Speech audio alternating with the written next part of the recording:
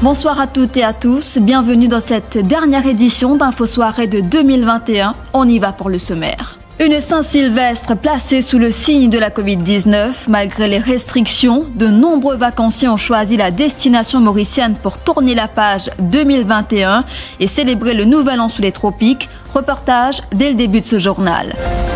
Entre-temps, c'est l'ultime course avant les 12 coups de minuit pour bon nombre de Mauriciens, histoire de compléter les dernières emplettes avant d'accueillir 2022 comme il se doit. Un réveillon en blouse blanche ou en PPE pour des frontliners en ce 31 décembre. Covid-19 oblige, pas de trêve pour le personnel médical, sacrifiant leur famille pour être au chevet des malades ce soir, vous les entendrez. Le lâcher de lanterne privilégié par de nombreuses familles cette année. Beaucoup ont délaissé feux d'artifice et pétarades pour cette tradition chinoise. Et puis, réveillonner en ligne avec le Défi Média Group en ce 31 décembre. Après le disque de l'année 2021, un concert virtuel sera retransmis en direct du GNG Auditorium. Le compte à rebours est lancé, plus que quelques heures avant de dire au revoir à 2021 et d'accueillir 2022.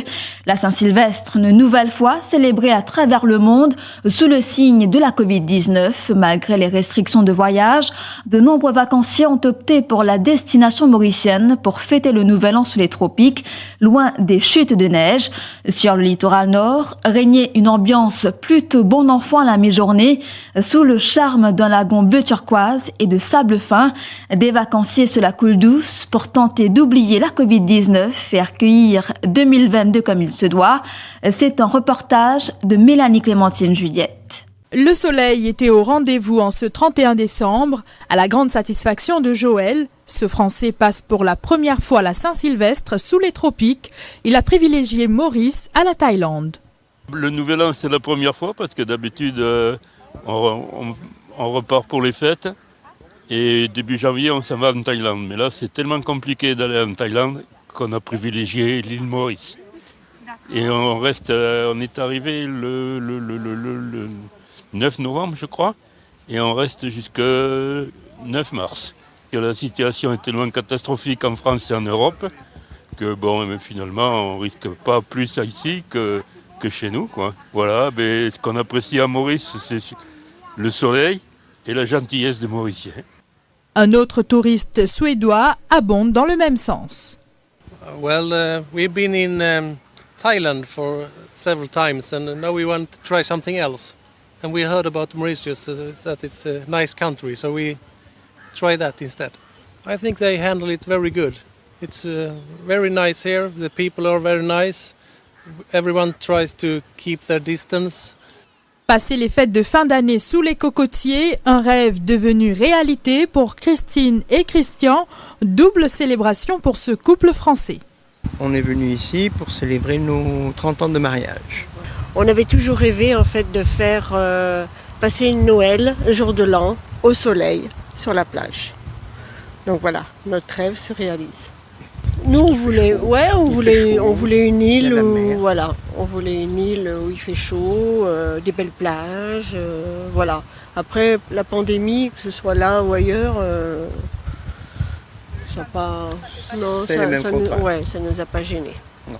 Alors là on est sur le domaine de Grand-Bay où justement est prévu un réveillon avec un bon menu, donc je pense que ça devrait bien se passer. Si l'an dernier, Martine n'a pu célébrer les fêtes à Maurice en raison de la Covid-19, cette année, elle a décidé de mettre ses appréhensions de côté. Alors tout simplement pour la beauté du pays, la gentillesse de la population et surtout, ça parle notre langue. Donc aucun souci de communication. Eh bien déjà, nous ne sommes pas venus l'année passée en raison des frontières fermées. C'était très difficile pour nous puisque nous venons ici depuis la 9e année.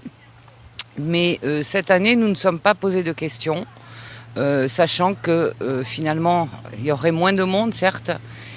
Mais en fait, on a été très agréablement surpris en arrivant ici de voir comment les gens sont respectueux des gestes barrières, les Mauriciens surtout.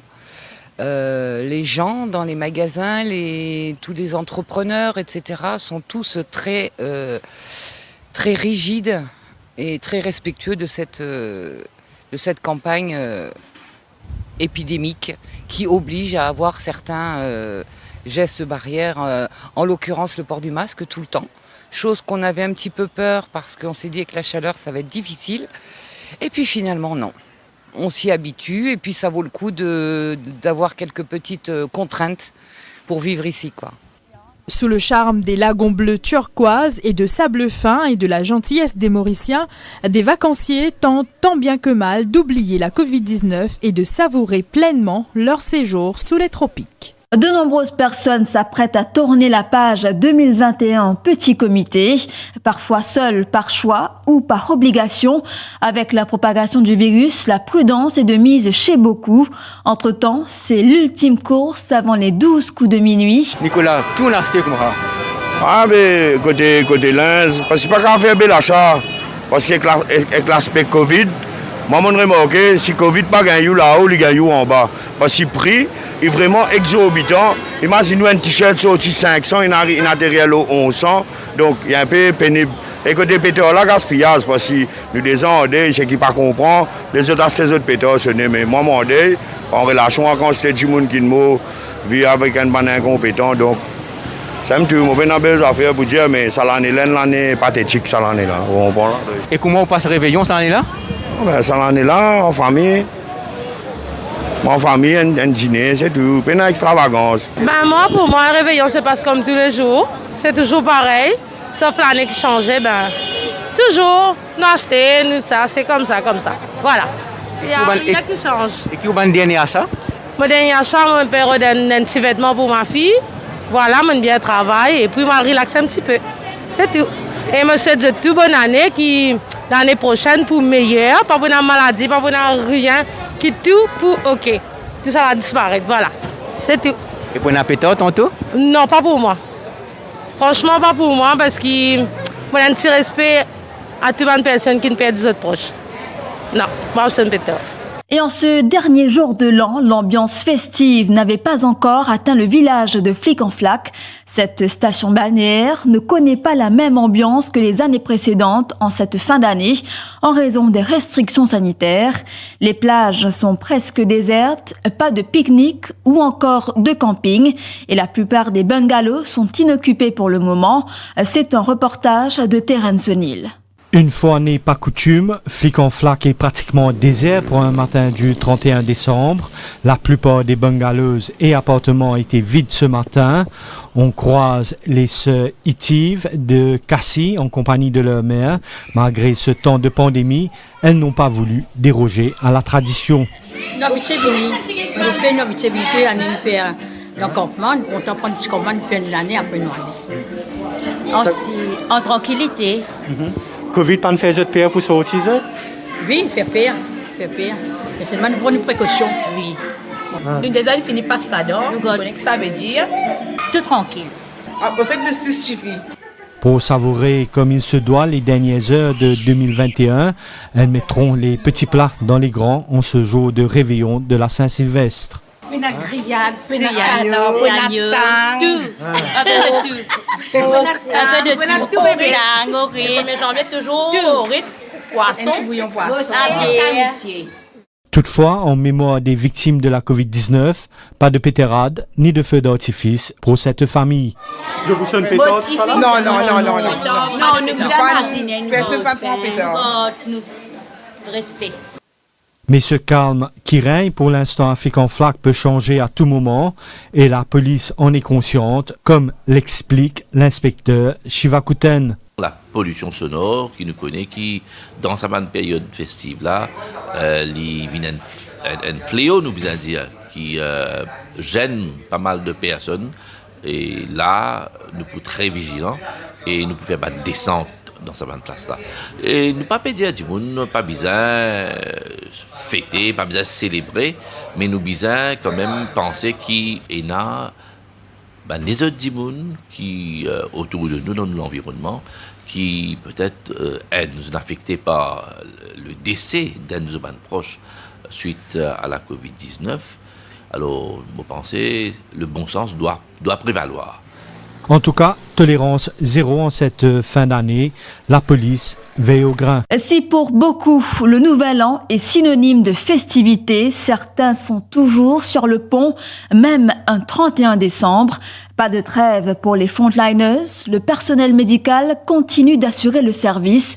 Ces femmes et ces hommes qui sacrifient leur fête pour être auprès des malades, au chevet de ceux qui sont au plus mal, surtout en cette période de crise sanitaire. Regardez. Pour nous, nous peinons ni l'année et nous travaillons 24 sur 24 ici. Normalement, les 3 qui vont être terminés à l'hôpital de INT. Justement, avant de sortir là, nous avons un test spécial qui nous fait. Et justement, quand on voit la case, qui la famille peut être à moi, comment je pas là avec eux, je peux travailler ici. Et normalement, comment je peux attendre la case. Et voilà.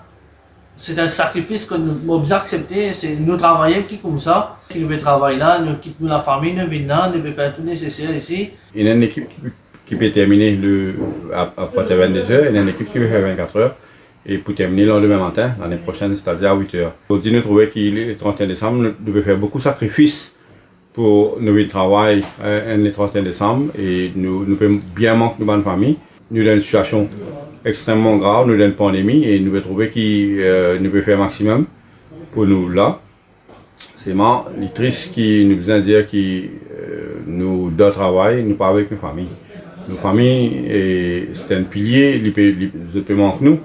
Et nous trouvons nous tous, bonne famille, bien solidaires avec nous, bien support nous devant un moment difficile pareil. Vous accepter, malgré le sacrifice qui est fait dedans, vous accepter pour faire un sacrifice de sport pour laisser nous travailler. Comme c'est dit, nous payons resting time, c'est seulement nous aller pour un petit peu de déjeuner, de dîner. Là, en ce moment, nous contactons nos familles par téléphone, nous causons des mots. C'est-à-dire, nous pouvons terminer le 1er janvier. Nous tous devant la famille d'attendre nous avec beaucoup d'impatience. C'était un moment joyeux pour nous. Et nous pouvons dire de prendre patience, de pouvoir demain. Et nous faisons tout devant le monde, devant le malade, tout devant le confrère, encore. Une bonne année et prends toutes les précautions. Je vous le disais au sommaire, les lanternes chinoises ont la côte cette année, alors que les Mauriciens ont choisi de faire l'impasse sur les feux d'artifice et des pétarades. Ils sont nombreux à s'être tournés vers les lanternes volantes pour dire au revoir à 2021. Alternative plus écologique, certes, mais c'est surtout pour rendre hommage aux victimes de la Covid-19. Niraj Sourdiou se dit étonné de l'engouement des Mauriciens pour ce produit, qui est d'ailleurs ancré dans la culture chinoise. Il précise que la cargaison de 6000 lanternes est partie et comme des petits pains. Cet amoureux des animaux espère que les Mauriciens vont adopter cette tradition de lâcher les lanternes le soir du réveillon et feront une croix sur les pétards à l'avenir. L'idée, c'était, alors hier de tout, c'était plutôt pour protéger un petit peu les animaux, parce que jour la veille de Nouvel An, le 31 minuit, me trouve beaucoup d'animaux et moi, un passionné d'animaux. Et me trouve beaucoup toutous qui est bien maltraité, qui est traumatisé surtout, ce jour-là. En plus de ça, alors il y a de ça, il y a Covid, il y a beaucoup de monde qui peut rendre hommage à mon décès qui est arrivé, mon famille endeuillée, tout ça. Mais produit là est bien vendu. Mon cas, d'un côté l'aspect positif que mon paye un produit aujourd'hui, me fait ma dernière livraison. Mon pas si connu vraiment l'ampleur, me apporte que 10 boîtes. Une boîte est dans 600 pièces, qui fait 6000 pièces. Si certains ne vont pas faire exploser des pétards ou tirer des feux d'artifice pour fêter la nouvelle année, en revanche, pour certains,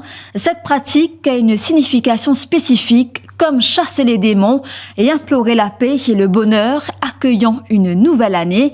Une tradition importante, explique le président de la New Chinatown Foundation, Jean-Paul Lam. En fait, pendant toutes les années de fête, nous avons un pétard, un feu d'artifice comme ça. Le but, c'est pour pousser le mauvais esprit, le muffin, les malheurs, et en même plus la joie, le bonheur de la famille, dans des réunions familiales qui nous sont là. Mais cette année-là, l'année 2020-2021, c'est des années difficiles. Une pensée spéciale à toutes les personnes qui font partie de proches de la famille à cause du Covid. Même ça, nous restons positifs pour la nouvelle année 2022. Nous restons toujours solidaires, soudés. Nous gardons l'esprit du partage et de la solidarité ensemble. Espérer à la fin de l'année ensemble Mais si nous n'avons pas gagné l'occasion, mettre un feu d'artifice, mettre un petit pétard, mettre un bon style de musique, mettre un petit lanière, passer un bon moment avec la famille. Et au Codon Waterfront, les commerçants et les artistes du craft market affichent crise mine. Certains ont enregistré des pertes avoisinant les 1 million de roupies, des objets d'art d'une valeur inestimable pour d'autres, durant l'incendie survenu le 11 novembre dernier. Aujourd'hui, installés dans l'allée principale du Codon, ils persévèrent. Même si les ventes ne sont pas aussi profitables qu'ils espéraient en cette fin d'année. Plus de 700 000 roupies à peu près d'articles. Plus de 700 000 à peu près d'articles. Même les bus Nelson Mandela, Mère Teresa, tout ça brûlé.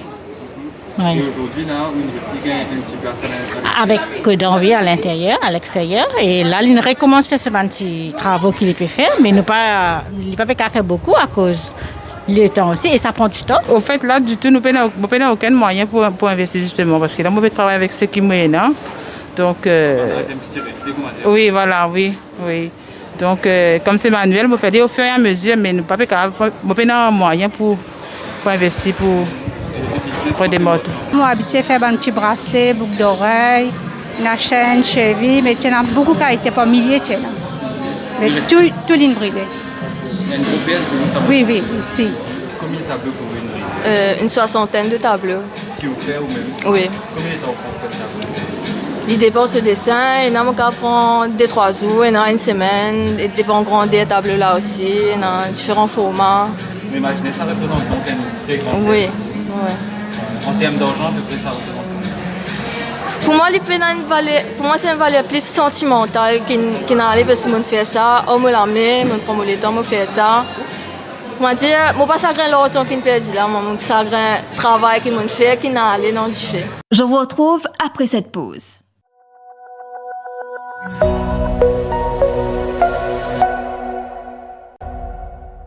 Dans le reste de l'actualité, le salaire minimum passe à 11 075 roupies à partir de janvier.